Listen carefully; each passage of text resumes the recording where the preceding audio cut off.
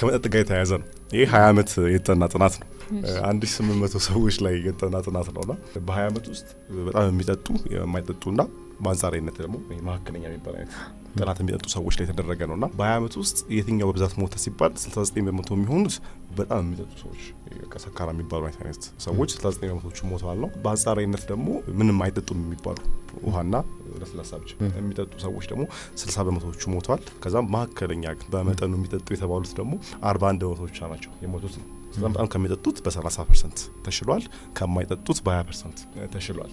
ምክንያቱም ምንድነው ሲሉ የመጀመሪያው ነው ሰዎች ለመጠጣት ሲገናኙ ጓደኝነቱ እንደዚህ እየሰፋ ይመጣል አይደል? አብዛኛው ቢያው ብቻ የመጠጣት እድል ዝቅተኛ ነው። ከሰዎች ጋር ነው የምትገናኘው፣ ከሰዎች ጋር ነው የምትጠጣው። ስለዛም በአንጻራዊነት ብዙ ጓደኞች ይኖሩሃል፣ ብዙ ሰዎችን ይሰበስባል። መጠጥ ማለት ነው ከብቸኝነት ወጣ ማለት ነገር አለው ነው። ሲቀጥል እየባሰበሰ ሄድም ታላቅ ወንድምም እናትም አባትም ኧረ ተው አይነት ነገር እንደ ቁጣም እንደምንም ይለም ያው ማሰባቸው ማለት ነው ያንን ነገር ያደርጋሉ። ስለዛም በአንጻራዊነት ህይወት ላይ ስላለው ነገር ቤተሰብህ ወይ የሚወድህ ሰው ስላንተ ያውቃል ማለት ነው። የሚጨነቅልህ ሰው ይኖራል ነው።